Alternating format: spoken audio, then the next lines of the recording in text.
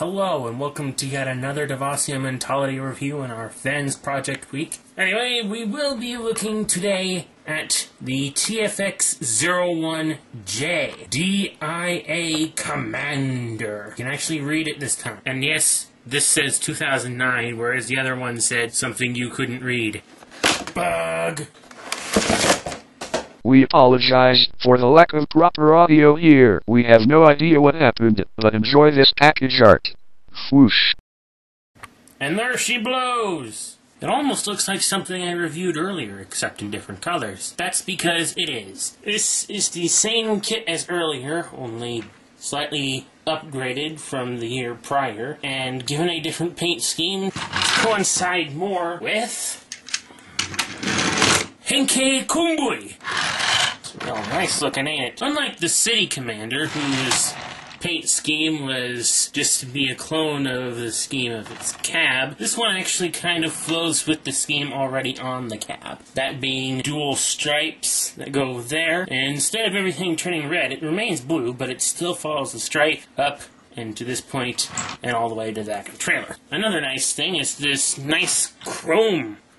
That's awesome, isn't it? There's also a little here on the front. Also, there seems to be a little less red on the front this time, but of course there's more of it elsewhere instead. Comparing the colors directly, you can see that this is a deeper shade of blue, and a slightly less... No, the reds are basically the same. But they're applied differently because this set is supposed to go on a convoy, not a Magnus. But then one questions why on earth anyone would want to make their Optimus Prime look more like Ultra Magnus. Well, as you can see by this image here right in front of you, because I'm pointing at it and it's actually there, you can see that in early drafts of the 1986 movies, they had Ultra Magnus in more Optimus Prime colors to match his original Diaclone scheme. And that's what this is meant for, if you want to replicate that all over again with your Optimus Prime. So let's get on with it. And here we have him in powered commander mode. You can definitely see the Magnus resemblance. And I don't really have much to say beyond that, apart from exactly what all is different on this version compared to the Magnus armor. Apart from the obvious difference in colors, I could also point out that there's some slight difference in plastic tolerances. That's right, we're using that word again. First, let's have a look at the BFG. Now this thing glides over fairly smooth. This thing clicks.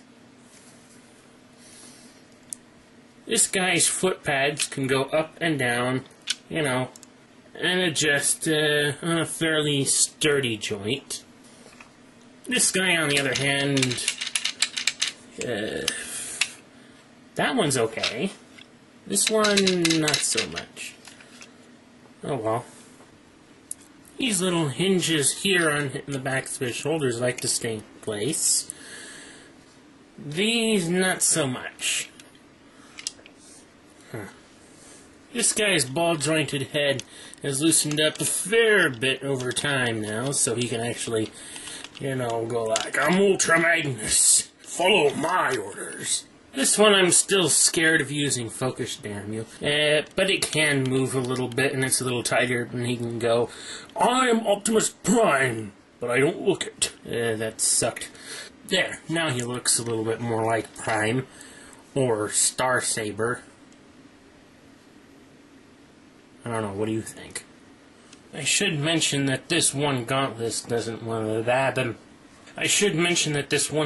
doesn't like to stay on as well as the other one does. But while I'm at it, I might as well show you exactly what there is different about this thing. You see, the original City Commander set from 2008 was designed with the whole armor parts all set glued together. Fansproject decided to change that for their 2009 release of the mold, and in place screws and everything. Why? I'm not entirely sure. But it works. I don't have much to complain about that.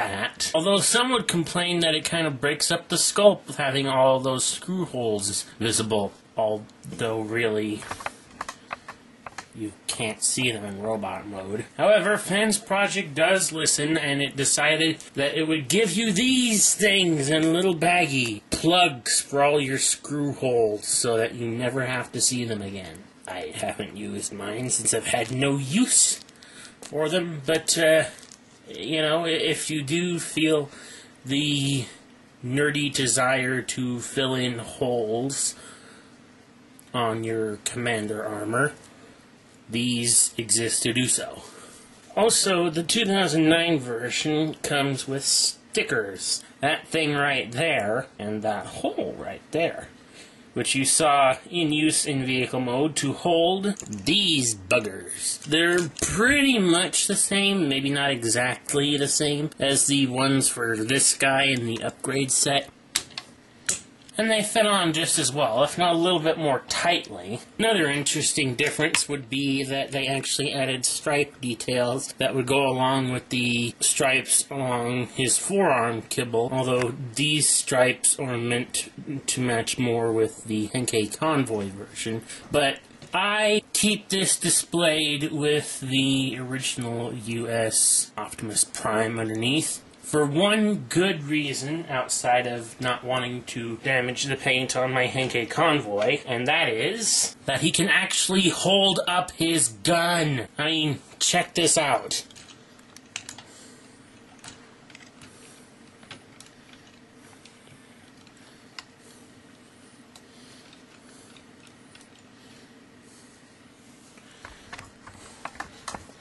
This is not photographic trickery. He's actually holding up the gigantic Magnum gun thing. So that is damn awesome. I'm not sure what else I can say at this point other than if you're planning on getting the DIA Commander version of this armor, well, good luck in finding one that's within your price range. This has been another DevasiaMentality review.